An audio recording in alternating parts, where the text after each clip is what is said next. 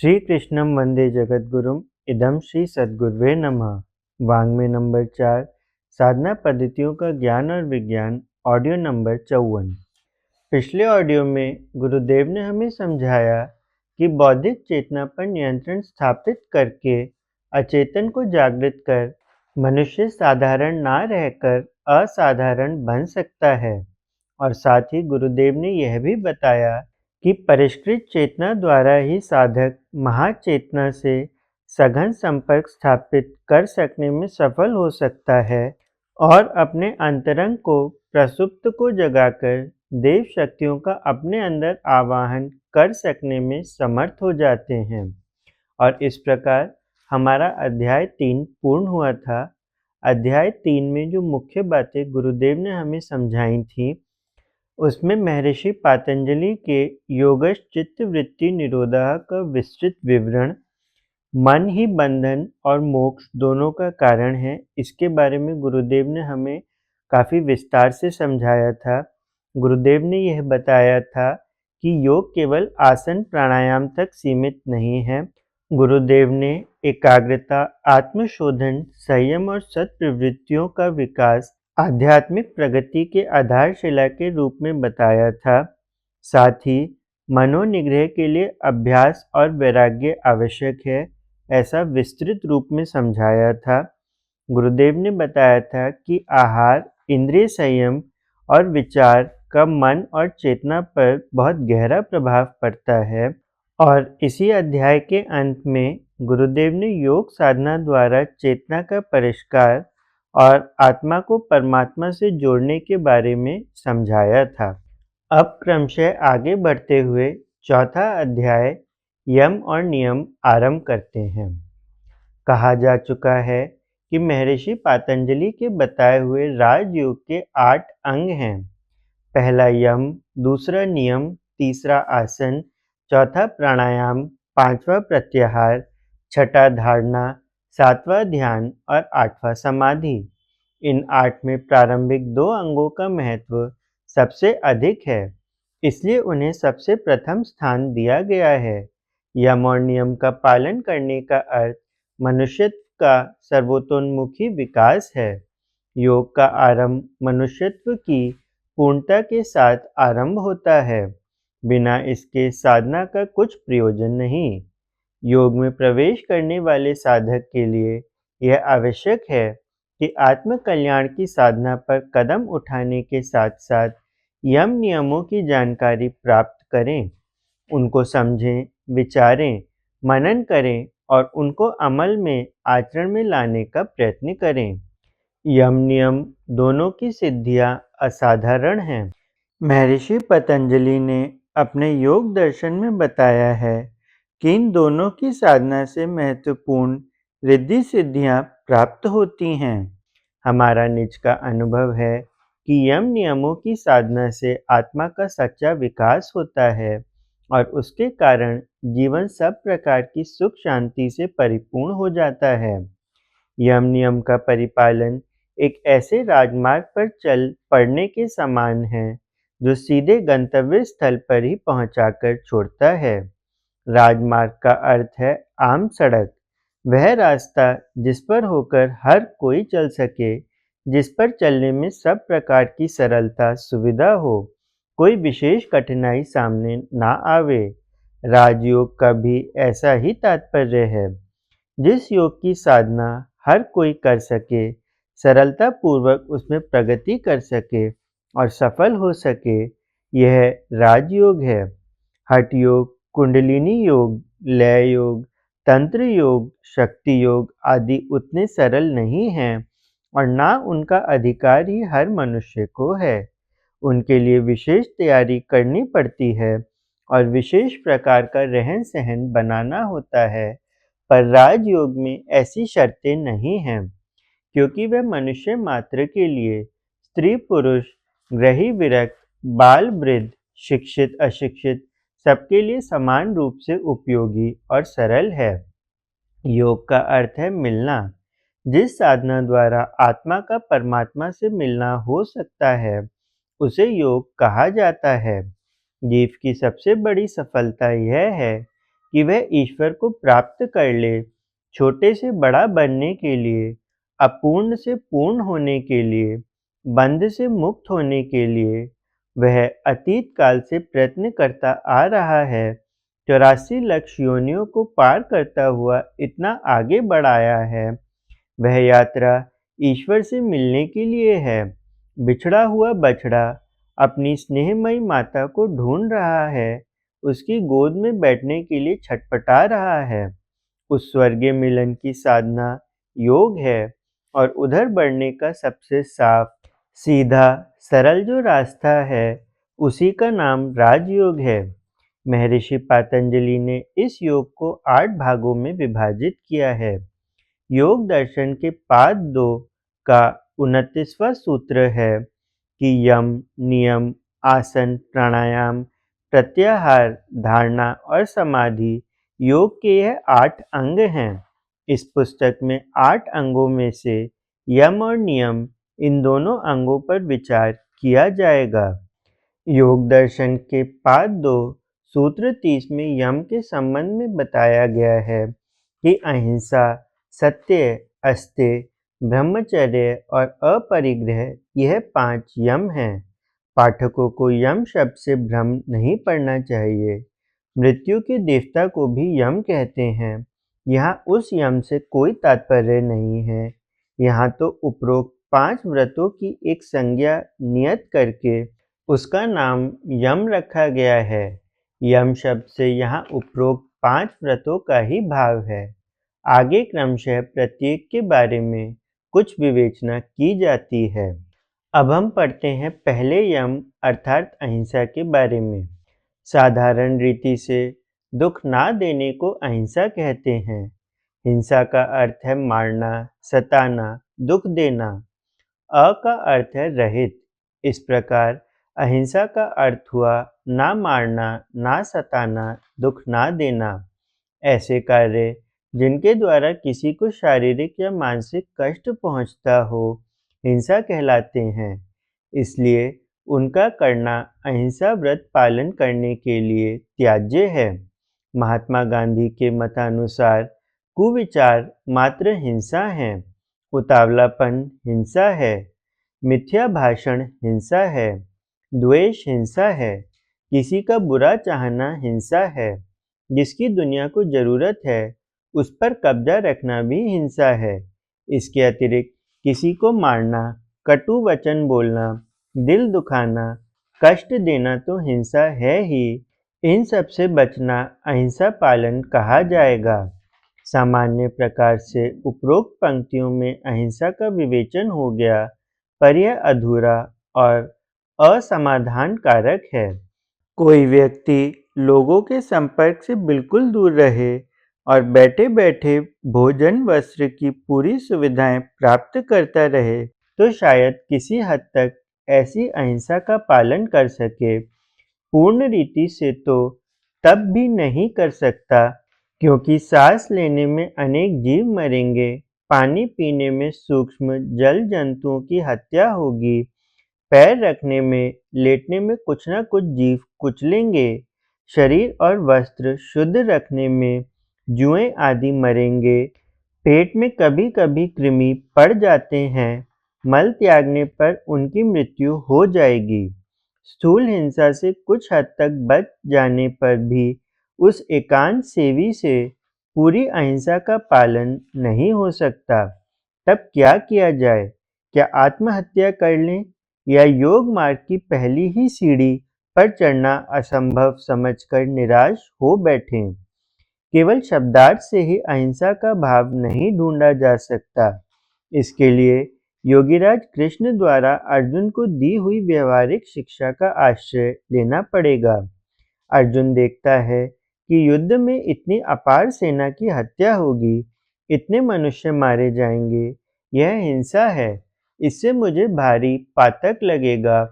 वह धनुष बाण रखकर रथ के पिछले भाग में जा बैठता है और कहता है कि हे अच्युत, मैं थोड़े से राज्य लोभ के लिए इतना बड़ा पाप ना करूँगा। इस युद्ध में मैं प्रवृत्त ना होऊंगा। भगवान कृष्ण ने अर्जुन की इस शंका का समाधान करते हुए गीता के 18 अध्यायों में योग का उपदेश दिया। उन्होंने अनेक तर्क, प्रमाण, सिद्धांत और दृष्टिकोणों से उसे यह भी भली प्रकार समझा दिया कि कष्ट ना देने मात्र को अहिंसा नहीं कहते।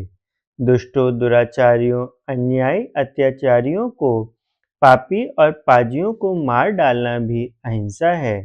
जिस हिंसा से अहिंसा का जन्म होता, जिस लड़ाई से शांति की स्थापना होती है, जिस पाप से पुण्य का उद्भव होता है, उसमें कुछ भी अनुचित या अधर्म नहीं है। कृष्ण ने अर्जुन से कहा, इस मोटी बुद्धि को छोड़ और सूक्ष्म दृष्टि से विचार कर। अहिंसा की प्रतिष्ठा इसलिए नहीं है कि उससे किसी जीव का कष्ट कम होता है। कष्ट होना ना होना कोई विशेष महत्व की बात नहीं है, क्योंकि शरीरों का तो नित्य ही नाश होता है और आत्मा अमर है। इसलिए मारने ना मारने में हिंसा अहिंसा नहीं है। अहिंसा का तात्पर्य है द्वेष रहित होना। निजी राग द्वेष से प्रेरित होकर संसार के हित अनहित का विचार किए बिना जो कार्य किए जाते हैं वे हिंसापूर्ण हैं। यदि लोक कल्याण के लिए, धर्म की वृद्धि के लिए किसी को मारना पड़े या हिंसा करनी पड़े तो उसमें दोष नहीं है।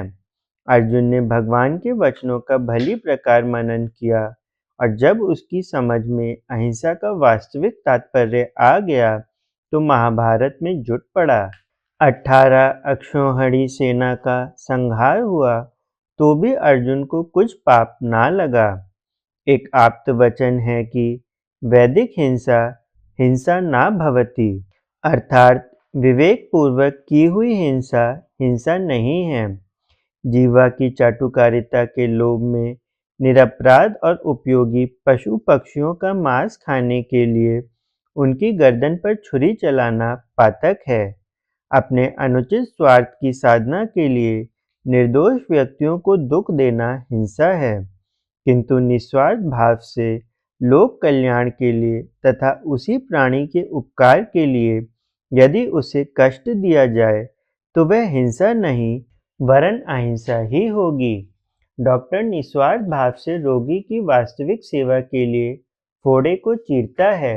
एक न्यायमूर्ति जज समाज की व्यवस्था कायम रखने के लिए डाकू को फांसी की सजा का हुक्म देता है।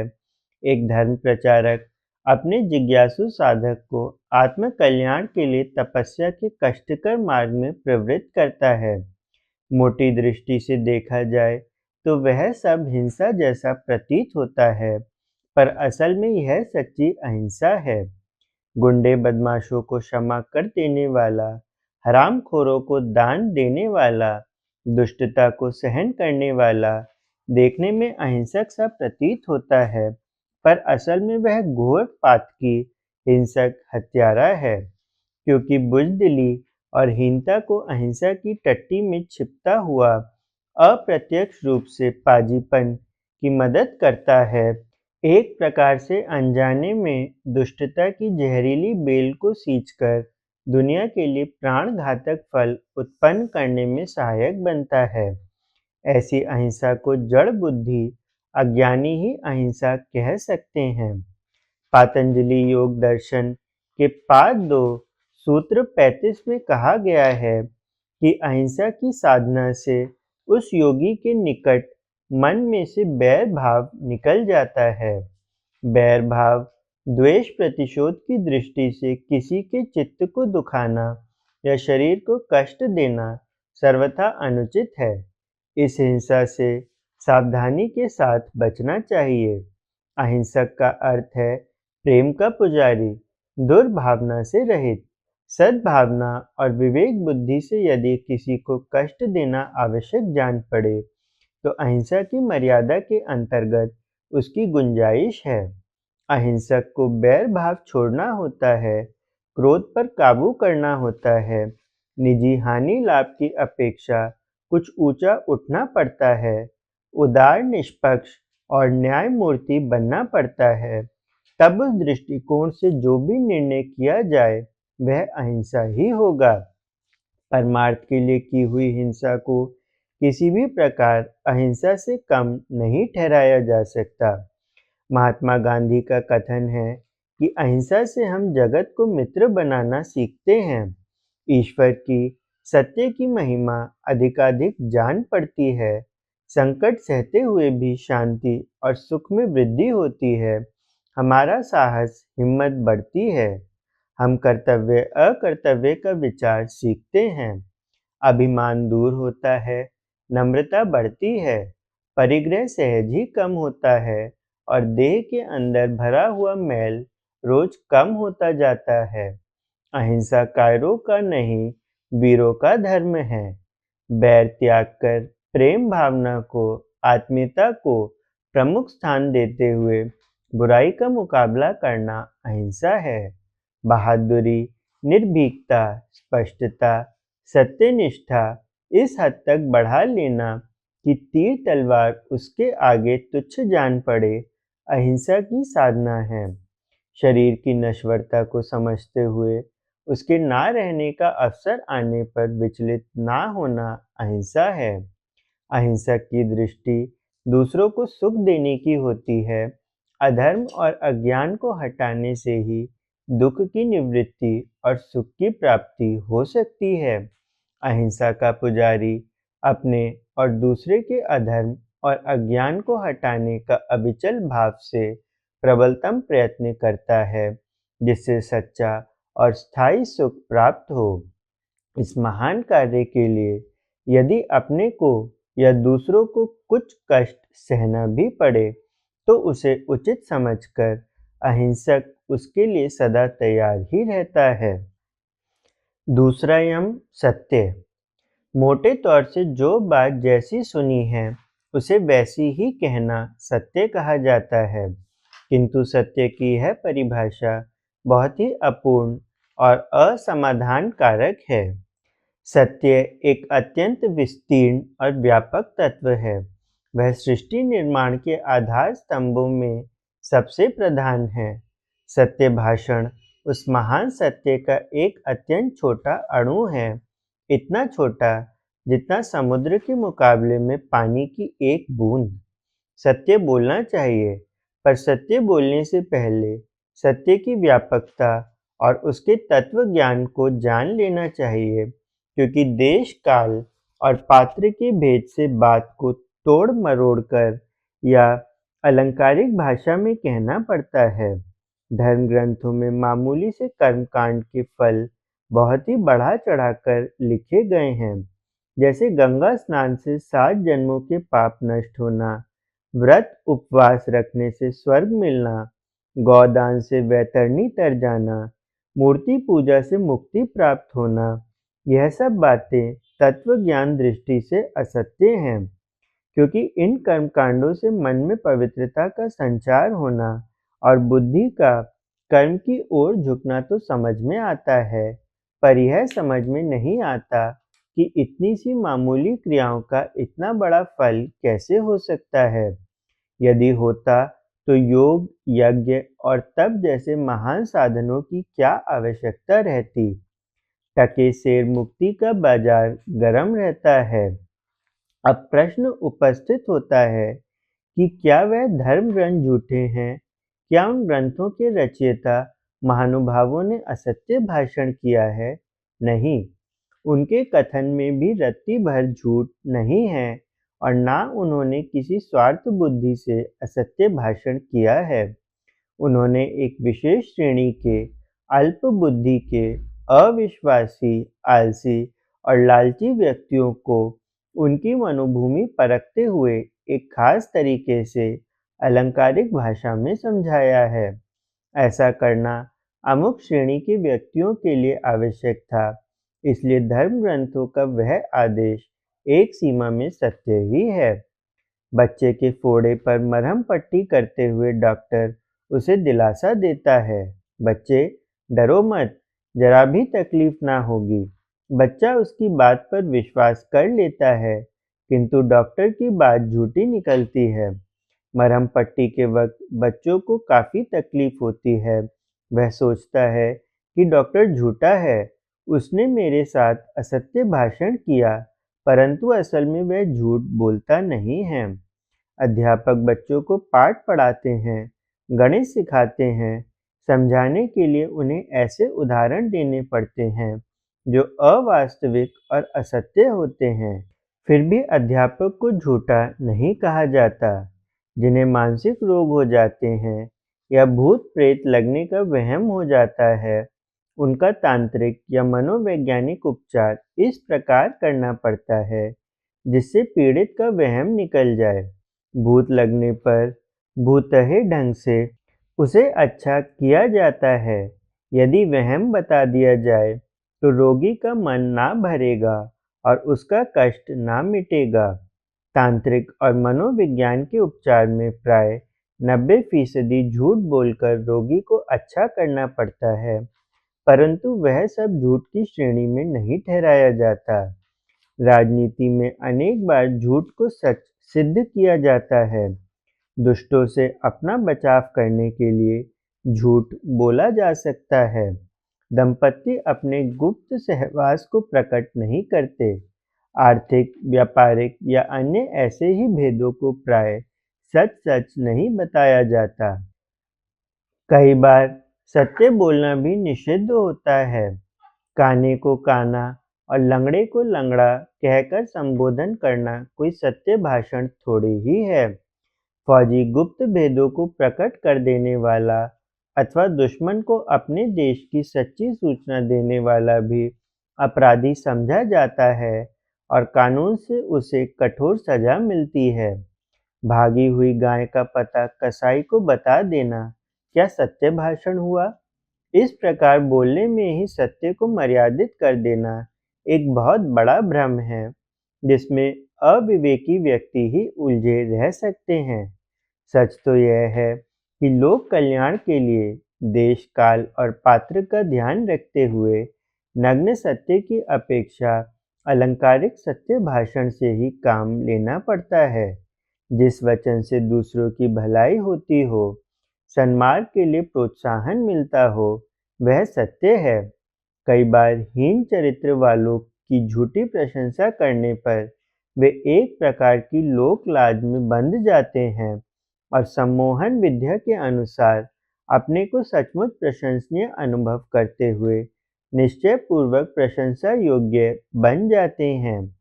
ऐसा असत्य भाषण सत्य कहा जाएगा। किसी व्यक्ति के दोषों को खोल-खोल कर उससे कहा जाए तो वह अपने को निराश, पराजित और पतित अनुभव करता हुआ वैसा ही बन जाता है।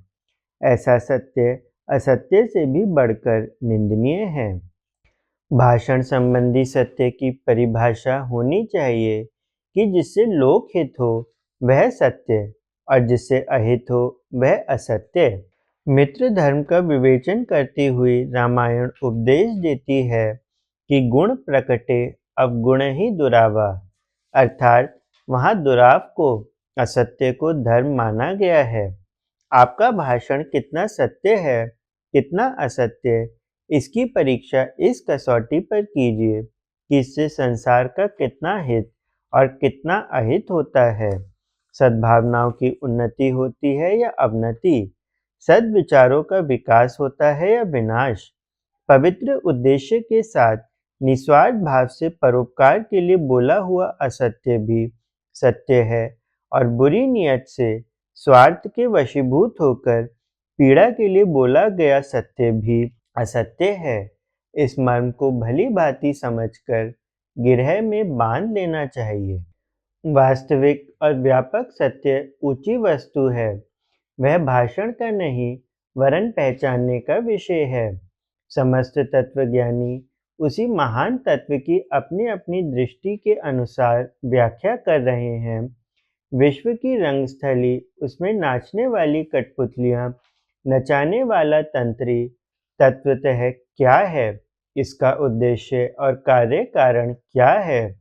इस भूल भुलैयों के खेल का दरवाजा कहाँ है? यह बाजीगरी विधा कहाँ से और क्यों कर संचालित होती है? इसका मर्म जानना सत्य का शोध है। ईश्वर, जीव, प्रकृति के संबंध में जानकारी प्राप्त करके अपने को भ्रम बंधनों से बचाते हुए परम पद प्राप्त करने के लिए आगे बढ़ना मनुष्य जीवन का ध्रुव सत्य है। उसी सत्य के प्राप्त करने के लिए हमारा निरंतर उद्योग होना चाहिए। भगवान वेद व्यास ने योग दर्शन के पाद 2 सूत्र 38 का भाष्य करते हुए सत्य की विवेचना इस प्रकार की है कि सत्य वह है, चाहे वह ठगी, भ्रम, प्रतिपत्ति, बंध्या युक्त हो अथवा रहित, तो प्राणी मात्र के उपकारार्थ प्रयुक्त किया जाए, ना कि किसी प्राणी के अनिष्ट के लिए। यदि सत्यता पूर्वक कही गई यथार्थ बात से प्राणियों का अहित होता है, तो वह सत्य नहीं, प्रत्युत सत्यभाष ही है, और ऐसा सत्य भाषण असत्य में परिणत होकर पाप कारक बन जाता है। जैसे कसाई के पूछने पर कि गाय इधर गई है, यदि हाँ में उत्तर दिया जाए, तो यह सत्य प्रतीत होने पर भी सत्य नहीं, प्रत्युत प्राणी घातक है। अन्य उपाय न रहने पर विवेक पूर्वक सत्कार्य के लिए असत्य भाषण करना भी सत्य ही है। महाभारत ने सत्य की मीमांसा इस प्रकार की है कि बात को ज्यों की त्यों कह देना सत्य नहीं है, और न बात को ज्यों की त्यों कह देना असत्य है। जिसमें प्राणियों का अधिक हित होता हो, वही सत्य है। सत्य को वाणी का एक विशेषण बना देना उस महातत्व को अपमानित करना है। सत्य बोलना मामूली बात है, जिसमें आवश्यकता अनुसार हेर-फेर भी किया जा सकता है। सत्य को ढूंढना, वास्तविकता का पता लगाना, और जो बात सच्ची प्रतीत हो, उस पर प्राण देकर भी दृढ़ रहना, यह सत्य परायण है। यम की दूसरी सीढ़ी सत्य बोलना नहीं, सत्य परायण होना है। योग मार्ग के अभ्यासी और सत्यवादी होने की अपेक्षा सत्य परायण होने का साहस निर्भीकता और ईमानदारी के साथ करना चाहिए। सभी को प्रणाम। 21वीं सदी उज्जवल भविष्य। भारत माता की जय। वंदे मातरम। प्रणाम सभी को। वाङ्मय अर्थात साहित्य, शब्द, भावना और विचार का संग्रह। योग ऋषि पंडित श्रीराम शर्मा आचार्य जी की इस धरोहर को ऑडियो रूप से सुनने के लिए चैनल को लाइक करें, सब्सक्राइब करें और नोटिफिकेशन ऑन करें। आइए गुरुदेव की वाणी जन जन तक पहुंचाएं। सभी को आभार।